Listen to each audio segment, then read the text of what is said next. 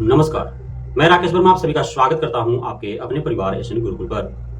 बिहार में नियोजित शिक्षकों को राज्यकर्मी का दर्जा प्रदान करने हेतु सक्षमता परीक्षा का आयोजन किया गया। सक्षमता परीक्षा फेज 1 में सफल लगभग 1,89,000 शिक्षक शिक्षिकाओं को काउंसलिंग 1 अगस्त 2024 से कराए जा रहे हैं। हालांकि काउंसलिंग इतनी धीमी गति से हो रहा है कि पूरे अगस्त माह भी बीत जाए तो पूरी तरह से सफलतापूर्वक काउंसलिंग संपन्न नहीं हो पाएंगे।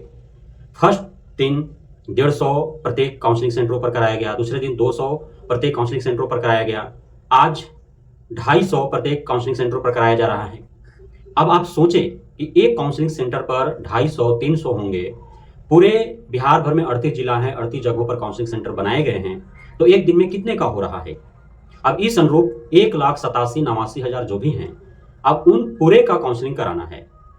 साथ में एक और समस्या है कि 1,87,89,000 जो भी उत्तीर्ण शिक्षक शिक्षिकाएं हैं, उनमें से लगभग 25-30% का दोबारा भी काउंसलिंग कराने पड़ेंगे, क्योंकि प्रत्येक दिन दर्जनों, यूं कहें कि पूरे राज्य भर के 100 से भी अधिक शिक्षक शिक्षिकाओं का छंटनी हो रहा है, उनका काउंसलिंग होल्ड किए जा रहे हैं, सस्पेंसिबल कैटेगरी में डाला जा रहा है, उनकी काउंसलिंग को रोका जा रहा है और उन्हें दोबारा रिशेड्यूल कर काउंसलिंग में बुलाए जाने की बात कही जा रही है।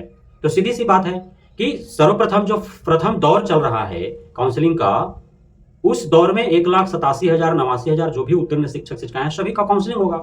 उसमें जो भी 30,000 40,000 50,000 जिनका भी किसी भी प्रकार, किसी भी कारण से, किन भी वजहों से, किसी भी आधार पर होल्ड किया जाता है, सस्पेंस में रखा जाता है, दोबारा उनको काउंसलिंग हेतु बुलाए जाते हैं, तो पुनः उनका रिशेड्यूल करना पड़ेगा और पुनः 25 30 40 50,000 जो भी इसमें छटेंगे या रोके जाएंगे, उनको दोबारा से काउंसलिंग होगा और इतने ही धीमी गति से पुनः काउंसलिंग होंगे। तो अभी फर्स्ट राउंड ही पूरे अगस्त चलेंगे, फिर जिनको रोका जाएगा उनका फिर काउंसलिंग आरंभ होंगे, उनका भी 10 दिन चलेंगे। यदि इसी रेशियो से चला तो, इसी गति से चला तो ये तो काउंसलिंग की प्रक्रिया संपन्न होगी। अभी first round, second round, third round तक चलेंगे। अभी उसके उपरांत जितने भी काउंसलिंग परिपूर्ण तरीके से करवा लेंगे शिक्षक शिक्षिकाएं, उन सभी का योगदान से पूर्व ट्रेनिंग होगा, जिस प्रकार से बीपीएससी टीआरई 1 टीआरई 2 से नॉन शिक्षक शिक्षिकाओं का काउंसलिंग के जस्ट उपरांत ट्रेनिंग करवाए गए। अब काउंसलिंग जिनका संपन्न हो रहा है उन सबका ट्रेनिंग तो आरंभ नहीं हो रहे हैं। ऐसा हो सकता था कि जितने डाइट सेंटरों की क्षमता है पूरे बिहार भर में, उतने यदि काउंसलिंग कराए लिए जाते हैं तो उन्हें उन डाइट सेंटरों में आवासीय ट्रेनिंग हेतु भेज दिया जाए।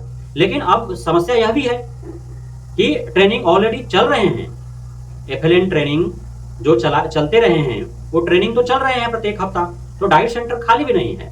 अब इन नियोजित शिक्षक शिक्षिकाओं को काउंसलिंग उपरांत जो ट्रेनिंग कराने हैं विशेष रूप से, उस हेतु पूर्व से जो ट्रेनिंग चल रहे हैं, एफएलएन ट्रेनिंग जिसको कहते हैं, प्रत्येक हफ्ता में 6 दिवसीय आवासीय ट्रेनिंग जो चलाए जा रहे हैं, उसको होल्ड किया जाएगा उतने दिनों के लिए, जिस प्रकार से टीआरई 1 टीआरई 2 के दरमियान उतने दिनों के लिए स्थगित रखा गया था, उसी प्रकार रखा जाएगा, तभी संभव हो पाएगा। तो उसमें भी अब एक साथ इतनी क्षमता तो है नहीं, क्योंकि आप देख पा रहे हैं 18,000 20,000 के आसपास ही प्रत्येक हफ्ता पूरे बिहार भर में शिक्षक शिक्षिकाओं का आवासीय ट्रेनिंग हो पाता है, तो उतनी ही क्षमता है ना पूरे बिहार भर में। उसके उपरांत 1,87,000 1,89,000 लोग हैं, उसमें से आप एक बार में 18,000 20,000 को ही दे पाएंगे आवासीय ट्रेनिंग, तो अन्य को आप किस प्रकार से ट्रेनिंग देंगे।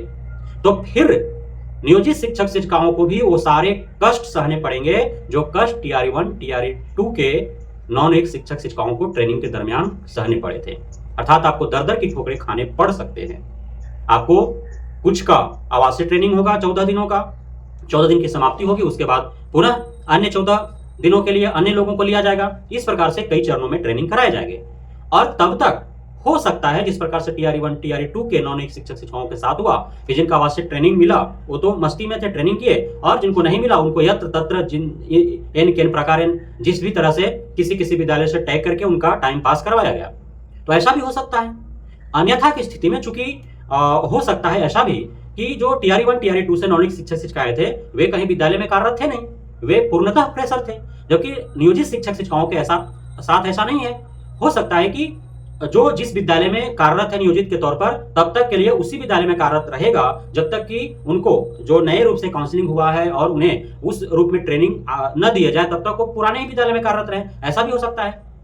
लेकिन जो भी हो, यहाँ पे सवाल तो खड़े होते हैं, प्रश्न चिन्ह तो लगता ही है कि आखिर जिस गति से चल रहे हैं काउंसलिंग और जिस प्रकार से ट्रेनिंग दिए जाने की बात कही जा रही है, ट्रेनिंग का रूपरेखा क्या होगा, किस प्रकार ट्रेनिंग दिए जाएंगे, टीआरई 1 टीआरई 2 के भांति ही यदि ट्रेनिंग दिए जाएंगे तो फिर आपको भी सारे कष्ट सहने पड़ेंगे। तो ये सारे अब कुछ ही दिनों में आपको स्पष्ट हो जाएंगे कि क्या व्यवस्थाएं चल रही है। लेकिन इतना तो तय है कि काउंसलिंग होने के उपरांत आप सभी नियोजित शिक्षक शिक्षिकाओं को विशेष ट्रेनिंग से होकर के गुजरना पड़ेगा। इसमें किसी को किसी भी प्रकार की कोई छूट नहीं मिलने जा रही है। उसके उपरांत ही आपका विशेष शिक्षक के रूप में योगदान कराए जाएंगे और राजकर्मी का दर्जा पा पाएंगे। तो ये सारे प्रक्रिया में पूरे अगस्त भी गुजर जाएंगे और सितंबर भी गुजर सकते हैं। तो अभी और इंतजार आपको करना पड़ सकता है। जिस प्रकार से, जिस गति से चलाए जा रहे हैं काउंसलिंग और ट्रेनिंग प्रक्रिया जिस प्रकार से अपनाए जाएंगे, तब तक के लिए आपको करना होगा इंतजार। धैर्य रखें। बहुत बहुत धन्यवाद आप सभी साथियों का हमारे साथ जुड़े रहने के लिए, बने रहने के लिए, हमें इतना प्यार देने के लिए, हमें भरोसा बनाए रखने के लिए।